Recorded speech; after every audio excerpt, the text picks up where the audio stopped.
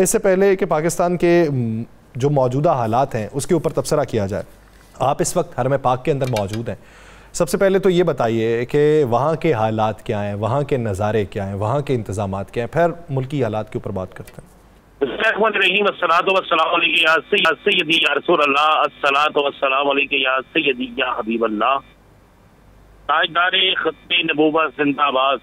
या सर, अगर बात करें ना यहाँ की, सऊदी अरब की, खासकर मक्का शरीफ की जहाँ मैं मौजूद हूँ, तो क्या रूप पर वो नज़ारे हैं।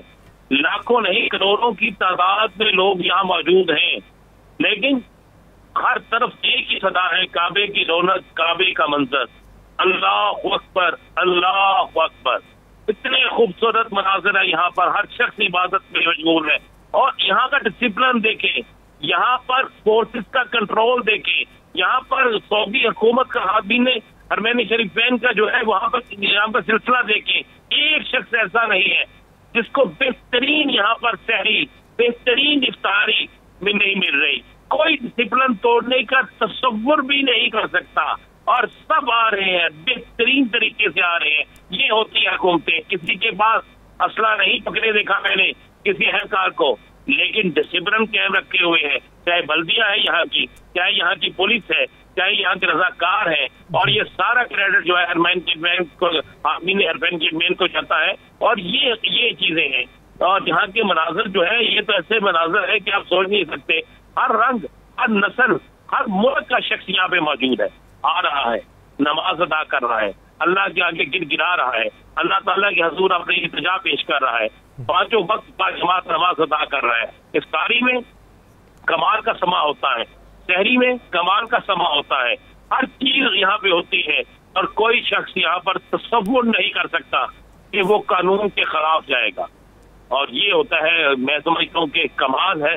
और ऐसे ममालिक जो होते हैं ये एक मशअल राह है, और सऊदी हुकूमत को इस पे सलाम है, और सऊदी अरब के हुक्मरानों को इस पे सलाम है, जिन्होंने इतनी ज्यादा तादाद में जो लोग हैं यहाँ पर। दुनिया में तो किसी मुल्क में 10,000 लोग इकट्ठे हो जाए तो परेशानी पड़ जाती है, और यहाँ तो लाखों नहीं, अब तो करोड़ों में लोग आए हुए हैं यहाँ से। तो राणा साहब, क्या समझते हैं कि इस निज़ाम से क्या सीखना चाहिए?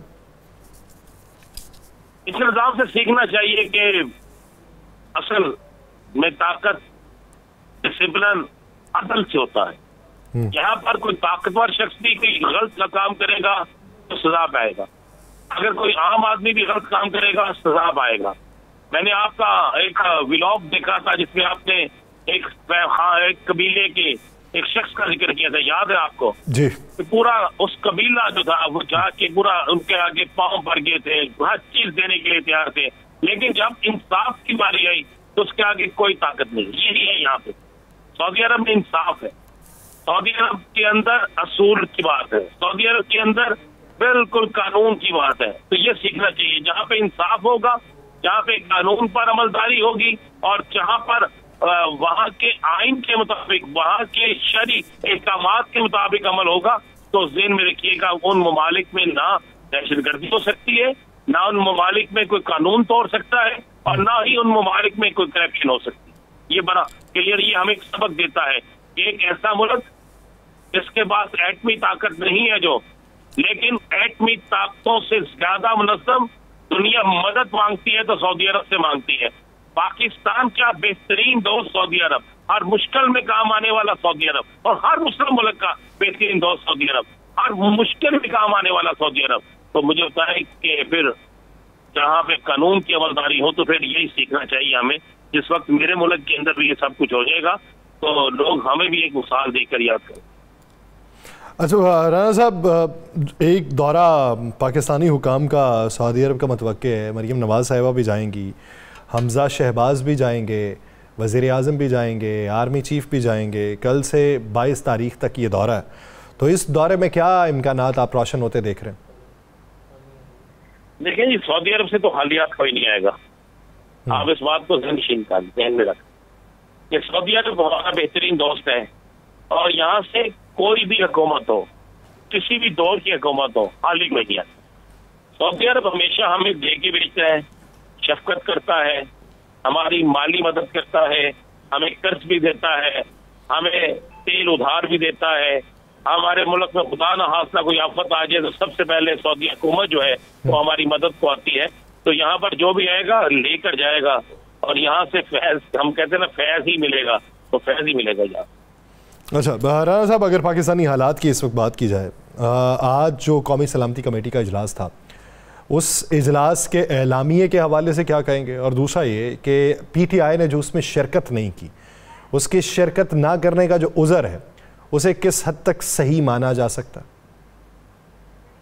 अच्छा, मैं दो चीजें, पहले तो मैं एक बात बड़ा क्लियर कर दूं, मैं बहुत देर से इस बात कह रहा था, इस मुल्क में इन्वेस्टमेंट चाहिए तो हमारे सिपा सलार साहब जो है वो इन्वेस्टमेंट लेके आते हैं। सीधी सी बात, हमारे मुल्क में कोई दहशतगर्दी के खिलाफ जंग लड़नी हो, लड़ रही है जो, वो हमारे अफवाज पाकिस्तान लड़ती है।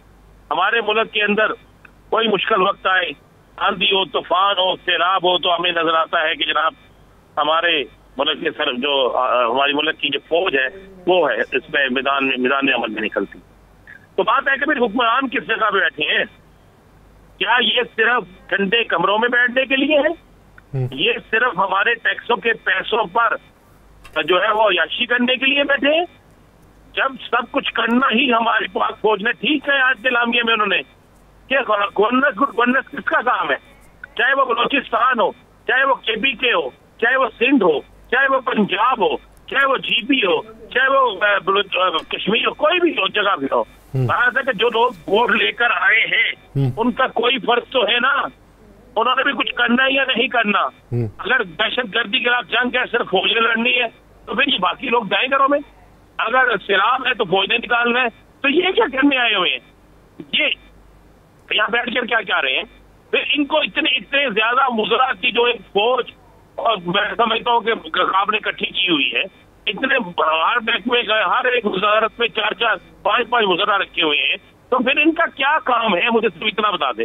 जब हम नहीं कंट्रोल कर सकते, हमें पता है सब नहर है, हमें पता है कि हमारे पास कहते हैं पल्ले नहीं तेला तो कर दी मेला मेला, कुछ हमारे पल्ले नहीं है, तो उसके बाद हम क्यों करते हैं ऐसा? कि हमें तो फैसला करना चाहिए बिल्कुल कि फिर ऐसे हुक्मरानों से हाथ जोड़ के माफी मांग लेनी चाहिए कि जनाब जो काम आप नहीं कर सकते फिर आप छोड़े, हमें जाए कहीं जिस तरफ जाना है वहां चले जाए, बल्कि इनको सबको हमें चाहिए किसी जजीरे में भेज दें। ये जितने सियासी लीडर है ना और जितने इक़्तिदार में आके बैठते हैं, काम नहीं कर सकते, इनको किसी ऐसे जजीरे में भेज दें जहाँ से इनकी वापसी ना हो। और जो इस मुल्क के लिए लड़ रहा है, जो इस मुल्क के लिए मर रहा है, चाहे वो सियासी शख्स है चाहे वो गैर सियासी शख्स है, फिर उनको चाहिए कि जनाब उनकी कदर करें, फिर उनको जो है ज्यादा हम इज्जत दें, वो इज्जत के काबिल है, फिर उनके लिए सारा कुछ किया जाए। बस सीधी सी बात है। बाकी बात है कि PTI क्यों नहीं गई, बात ये है PTI को दावत किसने दी? PTI का सरबराह कौन है? देखिए मैंने कल कहा था जाना चाहिए, ये नहीं कि नहीं जाना चाहिए, PTI को बिल्कुल जाना। जब पाकिस्तान की बात है तो तमाम इख्तलाफात को खत्म कर देना चाहिए। लेकिन एक सवाल मेरा हाकिम वक्त से भी है कि क्या हाकिम वक्त वो मुलाकात जो करवानी चाहिए थी करवा दी? हाकिम वक्त ने वो चीजें जो करनी चाहिए थी कर दी? आपको एक चीज पता है कि एक जमात एक शख्स के नाम से चल रही है, तो अगर हुकूमत में से कोई एक शख्स, एक डेलीगेशन आप मिलने चला जाता है, कहता जनाब आइए, अपनी जमात को भी कहे, आप तो जेल में अपनी जमात को हदायत दें कि पाकिस्तान का मसला है, आए इकट्ठे हो, क्योंकि आपने तो ऐलान किया था, तो आइए आप अपने नाम में पहल करें। तो अगर फिर ये ना जाते तो फिर आप देखते हैं कि पूरी दुनिया देखती, फिर पूरी दुनिया कहती कि यार ये ज्यादती की है।